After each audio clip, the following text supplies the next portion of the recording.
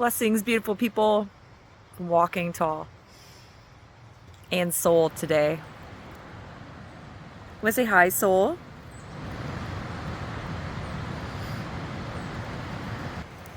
We're here at beautiful DuPont Falls in North Carolina.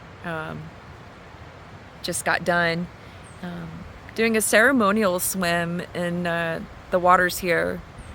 And when I do a ceremonial swim, it's called going to water. I talked about this a few episodes ago. Welcome to Soul Sessions, episode 11.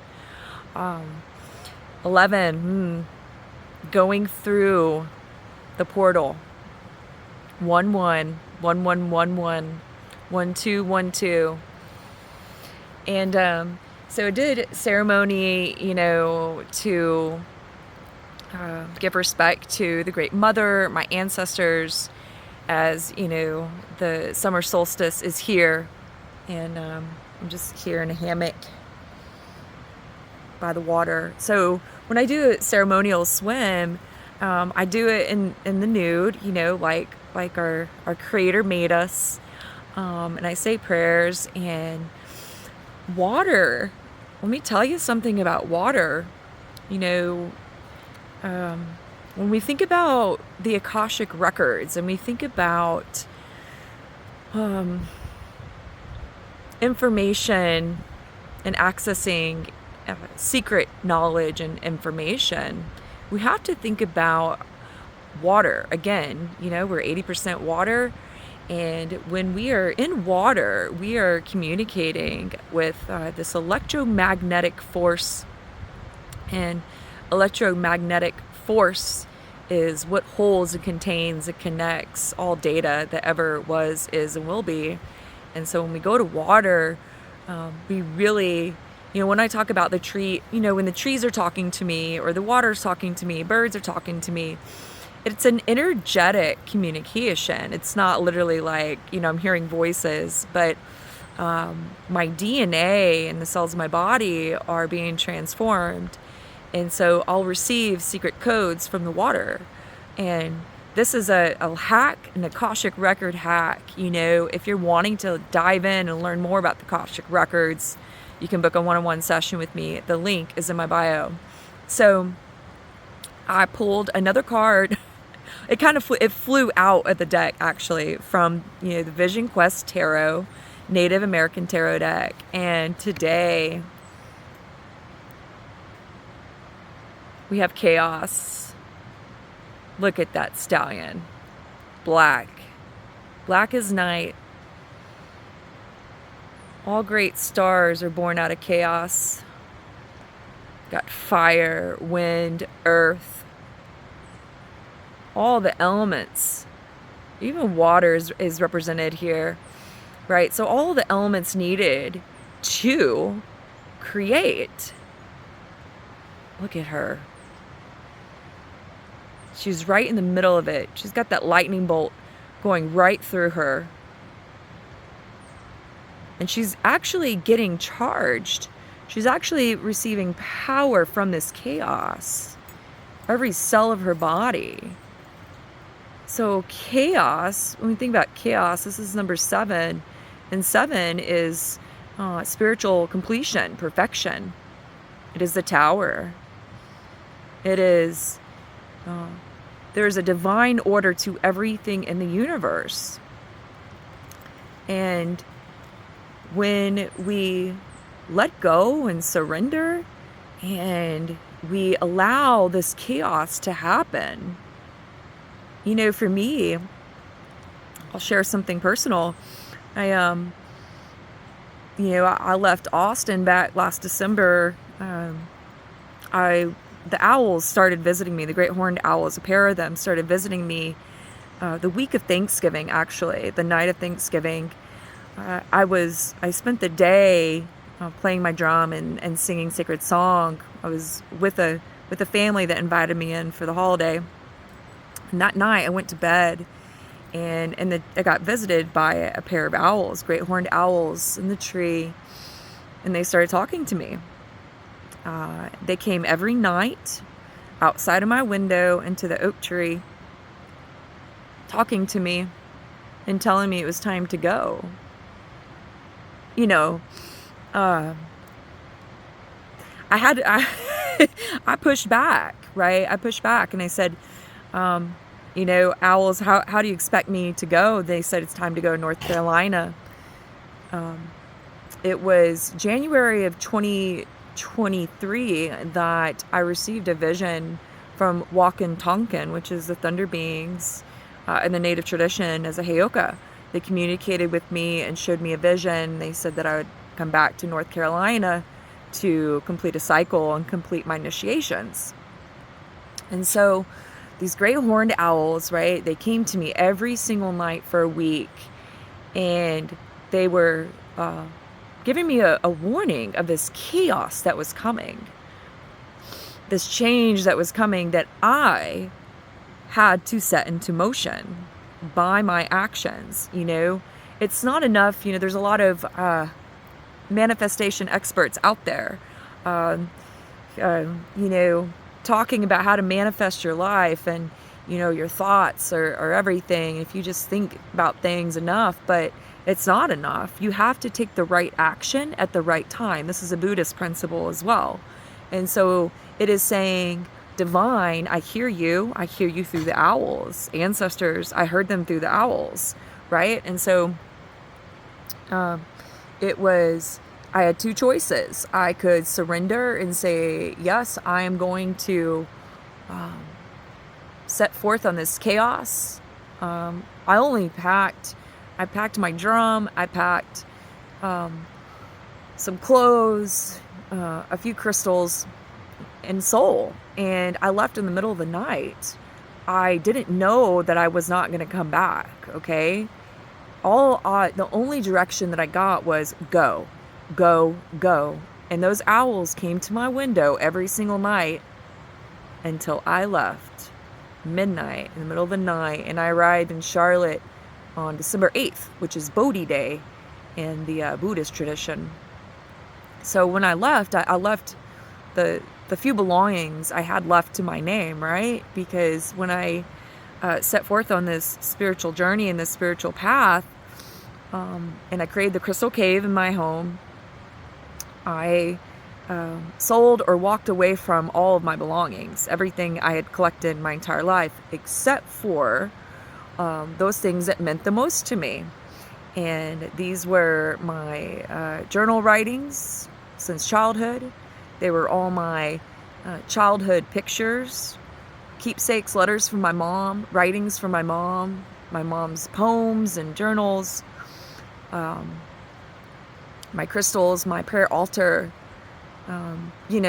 irreplaceable things. I sold my mother's jewelry that I had inherited. I had already, it is when you think that you have sacrificed enough, when you think that you have given all that you could possibly give in the world, when you think that you have sacrificed enough for the spiritual rewards, just when you think there's nothing more that could be taken from you, it's taken from you. And this is a test. It's called divine chaos. It's called initiation. Now, what happened to me personally, I had a friend down in Austin that I trusted. And I said, hey, I have a couple containers, boxes of journals and childhood pictures and memories and cards, some things that are really near and dear to me. Could you hold on to them for me until I make my way back down to Austin? This is a couple months ago. And he said, yes, I can do that, Abby. Walking tall, yes, I can do that. I reached out to this so-called friend about a week ago. I'm sorry, Walking Tall. I threw all your belongings away. I threw all your belongings away. I didn't think you wanted them. I didn't think you needed them. You said you were never coming back to Austin. Now, Talk about chaos. Oh, and on top of that, hard drives of my photos. Every single photo I've ever taken in my life, every professional photo, my whole portfolio, trashed. Chaos. Now, the last card that I pulled, it was change, and I said great change was coming, y'all. Heads up, black. I said from the west, right, in the medicine wheel. Big change is coming. Prepare. The message was for me. Joke on me. And so this person asked me, can I send you a little bit of money for the things I threw away? And I said, childhood photos, irreplaceable. Life collection of poetry, irreplaceable. Mother's writings and cards, irreplaceable. And I said, may God forgive you. And I blocked this individual. Now,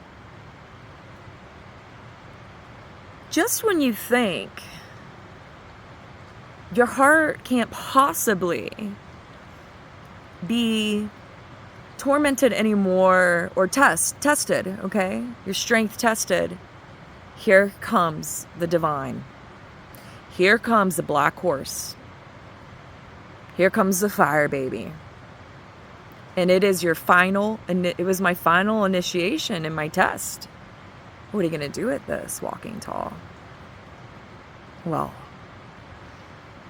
I have done what I do with every chaotic experience. How are stars born? Through taking your innards, burning them, first mushing them, stomping on them, scraping them out with some sandpaper,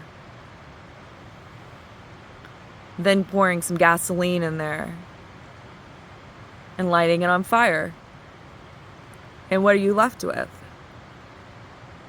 When you literally have nothing left to say, I was this person.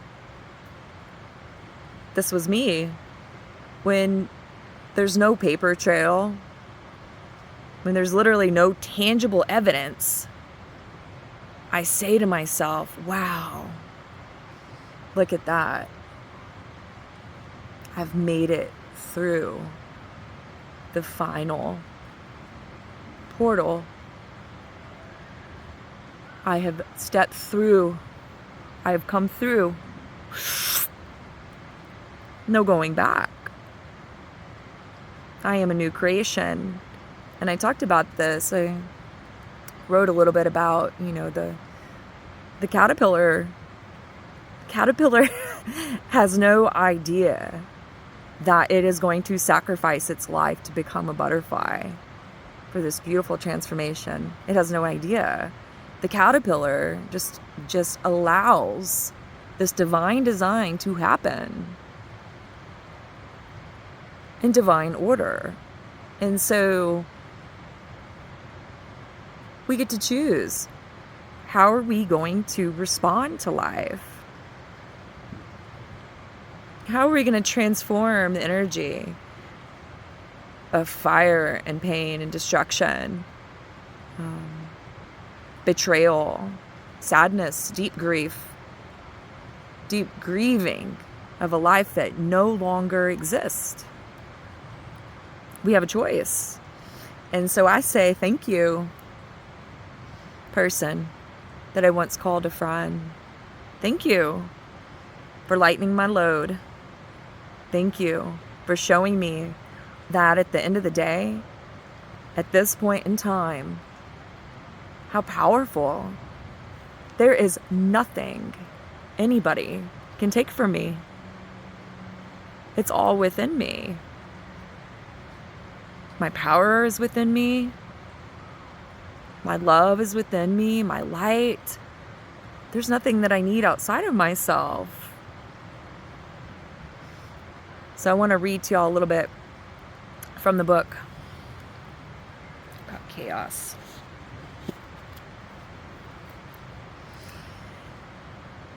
Chaos. 16. If you add up the 1 and 6, that's 7. That means divine perfection, completion. It's been completed. In essence, upheaval, stone, abrupt change, shedding of old values, concepts, ideas, concerns, breaking away from restrictions, walls tumbling within and without. Inner message.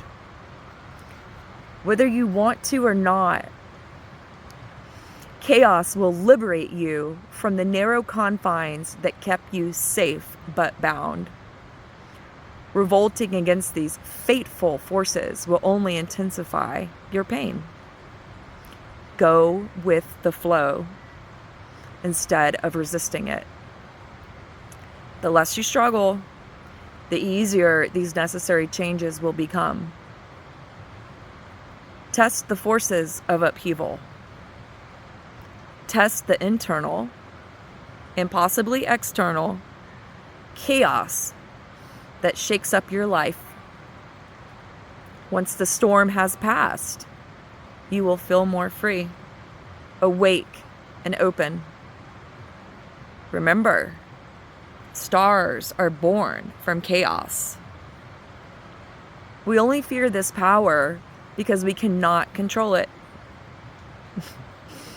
In reality, chaos is the raw material of transformation. Outward manifestation meaning everything is up in the air. Inner inhibitions and outer restrictions collapse without warning. A higher power blasts away your self-imposed mental and perhaps even tangible prison walls. This may relate to a work situation that is no longer suitable for you. Take the form of a sudden change of address or end a partnership, one you hang on to like a bad habit. If that is the case, be honest with yourself. All old crutches eventually break. Throw them away willingly. Seriously. This apparently negative and fearsome upheaval is making room for new and better things. Understand that everything is for your greater good. And I want to leave on this note. It is the mind is the greatest prison. How we think about things is the greatest prison. No one can take my memories. No one can take away the core memories in my heart. No one can take away the love in my heart. The love I shared with my mother, the memories I made with my mother. No amount of poems, no pictures, no cards, nothing will ever take her memory from me. I am my mother and I am my father. Both of them I was made from both equal parts. She's within every drop of my DNA. And so now I get to form an even stronger bond with her, my grandparents, all my ancestors. And this upheaval, this chaos, was necessary for me to cross through the veil and go through 111111 7 4 222 888. And wish y'all a beautiful, beautiful Sunday from here, Riverside by the waterfall. Love you so much. Mwah.